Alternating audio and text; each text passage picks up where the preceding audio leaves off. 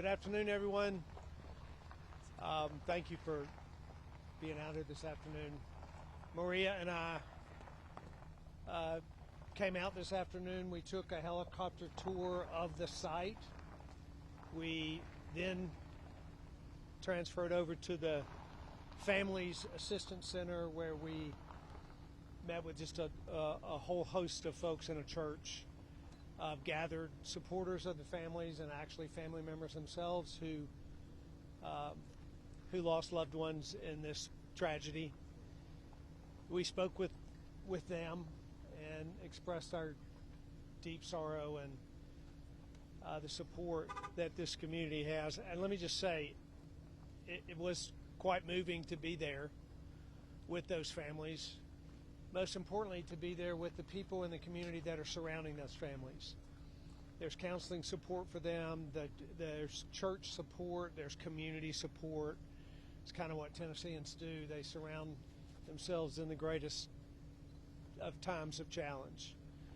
And as we all were reminded, and I said to them, this, as tragic as this is, the strong outpouring of the faith community there, the understanding that God is a redeemer and that he can take the most tragic situations in lives and turn them around. You felt that happening even in that room there today.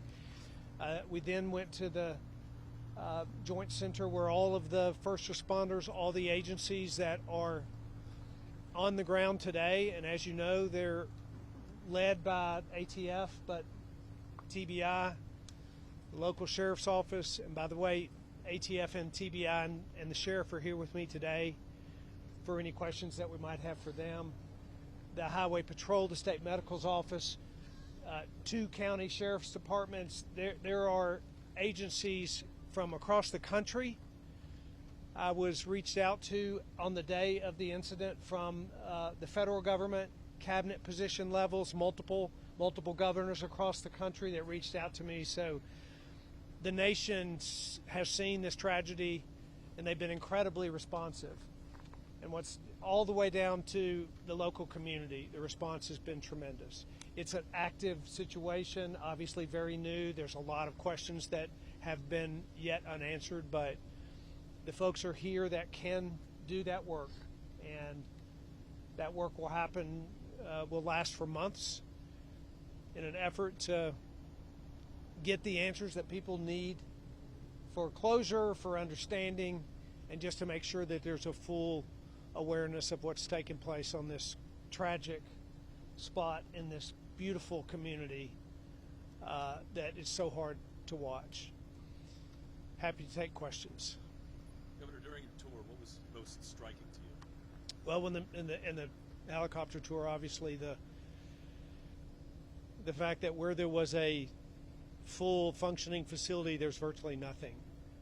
That this magnitude of the blast was felt 20 and 30 miles away. There's indication from the professionals on the ground that hundreds of miles away there were seismic recordings of this blast. It was a terrific blast, but the magnitude of that it's devastating to see. I actually toured this facility 5 years ago, and with the employees. They had a jobs announcement, they had an expansion, and so we were here 5 years ago, and to fly over it today and see that, very heartbreaking. Governor Lee, there was an incident in 2014, another deadly explosion here, and then here we are today. Were you made of any red flags about this company prior to this incident? Well, my understanding is that incident in 2014 was a different company that no longer operated in this facility. So my understanding is that that's completely unrelated to this facility, to this company. Do you want to see changes made again here now after all of this? Because I know there are tons of companies that work here out of this place, and the military as well is relying on things. So where do you have a hand in all of that in decision making? I mean, I think that we always want to make sure that facilities in the state are operated safely, and TOSHA is one of the agencies that's responsible for that. So there will be investigations to see just what happened. I think it's early, right? We don't know what happened. No one knows what could have caused this or why it might have been caused, and that's exactly what's happening here on the ground today, is to get an understanding really of what's happened. Governor, can you share more about some of the conversations you've had with families of the victims and just kind of how they're feeling? You know, it was very somber in there in the church. Tears and stunned silence, quite frankly, from most of them in a situation of real grief. So primarily as an outreach to them of love and concern and care and prayer, and that was evident in the room, and professional support as well. Really, the sheriffs got up and spoke, the county mayor got up and spoke, I spoke, really to just say, if there's anything that you all need in this community, we want to be here to help you. And we really know that the greatest help comes from those people that are actually sitting around them, holding their hands. But it would be as you would expect. Their loved ones were here a couple days ago, and they're gone today. And there's a lot of heartache with that. But it was also, as I said, really encouraging to see the outpouring from the community, and I suspect we'll see a lot of healing over the next few months. Governor Lee, this company back in 2019 had multiple TOSHA violations. Multiple employees were victim to different type of chemical exposures. Is this something that TOSHA may be looking into when it comes to, as this investigation furthers on, some sort of accountability that could happen for this company if they were found to be involved? Well, certainly the reports from 2019 are clear, and they're there as evidence. We know exactly what those reports were, and they're available, so we know what that was about. And I think that was resolved in that same year. There were actions taken and reports made there. So that's what happens in workplace, where there's a workplace incident. They're reported, they're investigated, citations are made or not made. There's a full reporting and accountability of that, and that occurred those 5 years ago. I'm not aware of any other incidents from that point forward, but that'll all be part of this investigation, is just more fully understanding what happened. And then tailing off of the last question, what type of resources are out there for the families of these victims? I mean, we're talking 16 families at this point. What kind of resources does the state have to offer to them, kind of at the time of need? Well, certainly we're trying to get answers for them. The state medical examiner will be working together with the TBI, the FBI, the ATF, as they're the lead in this investigation. Answers, that's what families will ultimately want to get closure, and that will be provided in time. This is an enormous site that will have to be fully investigated, and that'll happen. But again, there's counseling resources that have already been made available to them, and the community is surrounding them. So I think, as I told the first responders and the agencies that were working in the operations center here, part of the healing that comes for families like this is when they see professional response on the ground that's trying to do the job that's supposed to be done in the aftermath of a tragedy like this. And they're certainly seeing that, so that's the greatest thing that we can do to help them. You said yourself the nation knows about this tragedy. You've heard from cabinet level people. For people all across the country, what can you tell them about this community, all of the neighboring towns and counties? You know, I don't live far from here, and grew up in this region here. Had a farm in this county. These are remarkable people. They're very resilient. They have been through tragedy. As you know, the Waverly floods in Humphreys County just a few years ago, where we had over 24 deaths in a tragic moment, frankly, just a couple of hours. They're not inexperienced with heartache and tragedy here. This community came together in that tragedy in remarkable ways, and have supported one another and recovered in a very strong fashion. It'll happen again here today. I saw it there in the church just a few minutes ago. But nevertheless, the loss is staggering. The losses are staggering. And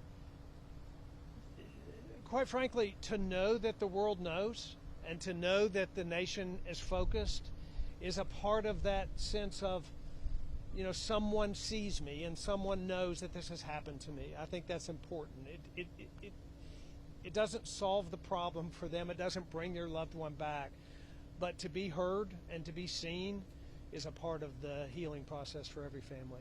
Governor, this might be a question for the sheriff, but where exactly does the investigation stand into how this happened? I'll let either one, any of these respond, but I'll just say broadly, there's a vast amount of work being done right now. The ATF will work for months if it takes. As one of the questions I asked them is, how long will this take? And what the response was, as long as it takes. That's how long it will take. We will work until there is no work left to be done to try and find the answers that need to be found. Right now, there's still a live scene. They're still investigating explosives that may be on the site that need to be detonated, that need to be recovered. So that is happening. At the same time, there's an investigation into trying to identify victims themselves, and then there will be an investigation into the cause of what actually happened. But first, to kind of secure the scene from a live standpoint, and then from a victim standpoint, and then you move to solutions. Anyone want to add to that? Thank you, Governor. As the governor mentioned, it's going to take some time. Last night in the sheriff's press conference, I stressed patience within the community. Where it goes from here is, of course, we are in day 2 of the National Response Team being on the ground. They are doing their walkthroughs right now, and then they will begin to process the scene.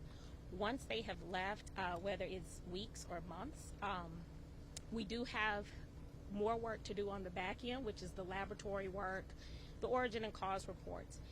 We want to deliver a methodical and complete report to the community, to the citizens of Humphreys and Hickman County, on what happened to their loved ones. So again, I won't speculate even on how long it will take.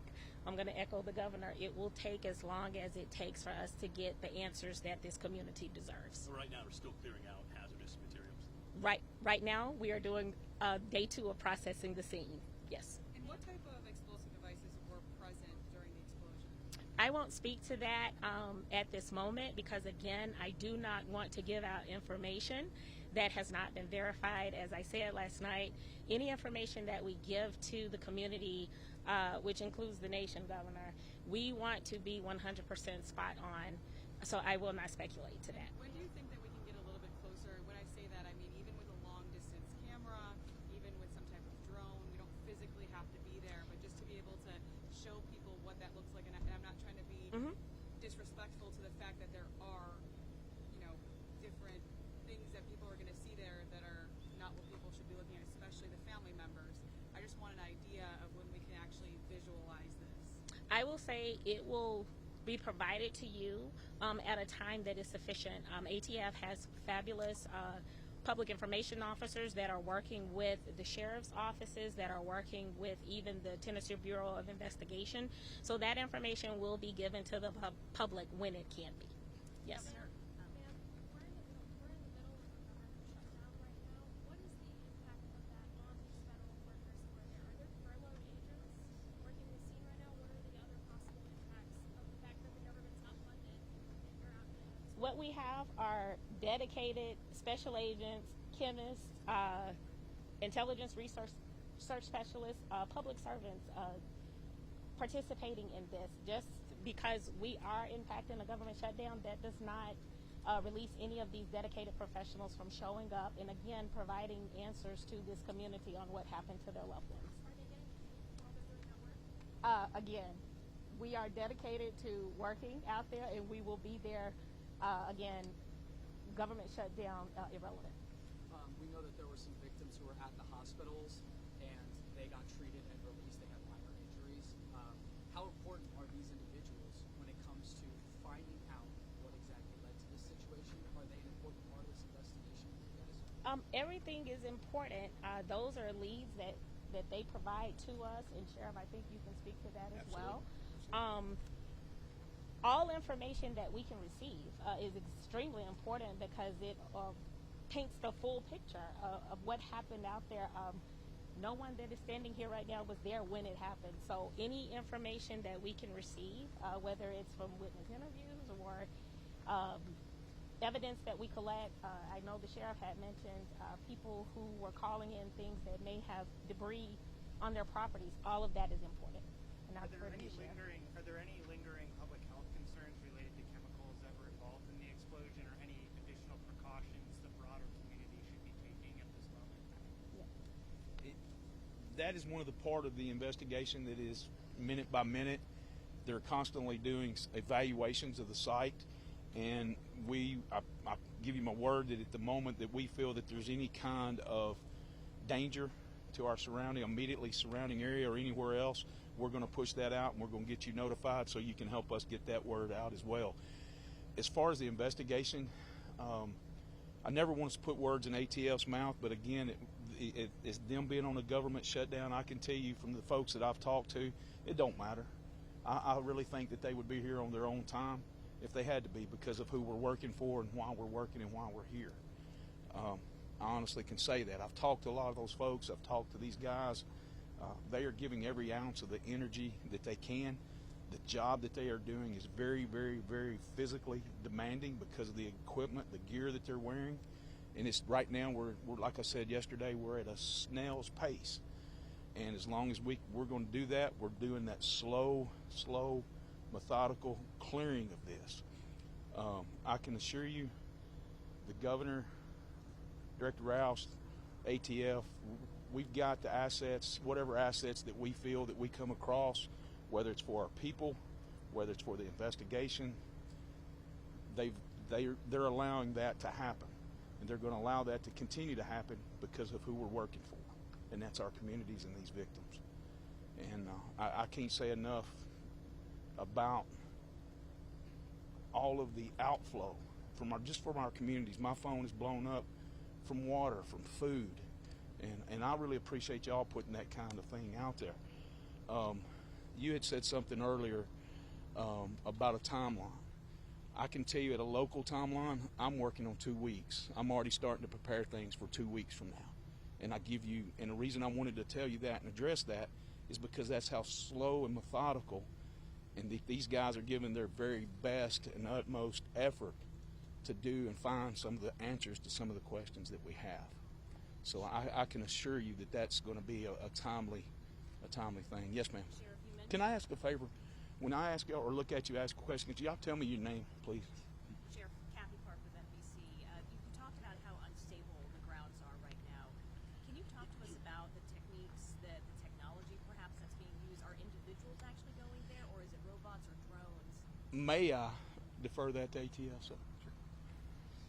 Yes, ma'am. So the Sheriff's Department actually has a drone tethered, so they put that up yesterday so we could kind of get an idea of hotspots that are in the area. And then our team is actually physically on the ground. Yesterday there was a collaboration of bomb technicians from TBI, from ATF, from FBI, and other surrounding counties. Everybody was here working, and they were going in a very slow and methodical way, one step at a time, to identify if there was explosive material that had been kicked out from the initial blast. And they were working to remove that from the site so we can continue our operations. We got time for one more, guys. Hickman County Times, Dave Campbell.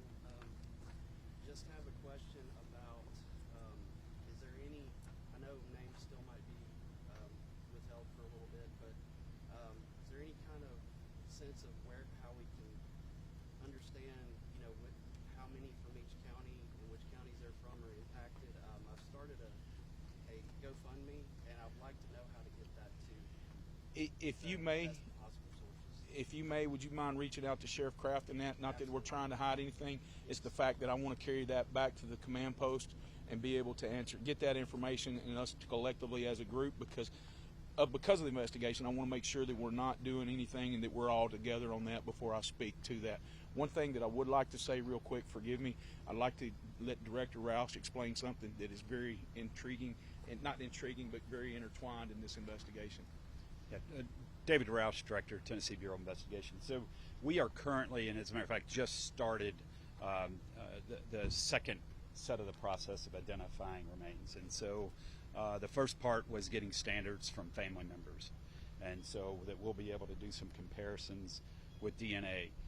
We're using the newest technology, rapid DNA, here on site, and so as remains are brought to us, we will be testing those to do matches, so that we're able to identify individuals and provide those answers to the families waiting for those answers. And so it's a big piece of what our team is doing. We're assisting ATF with interviews right now, and then, as was mentioned, we have our technologies here as well, assisting on mapping scenes and working with the explosive team that's on the ground, making sure things are safe.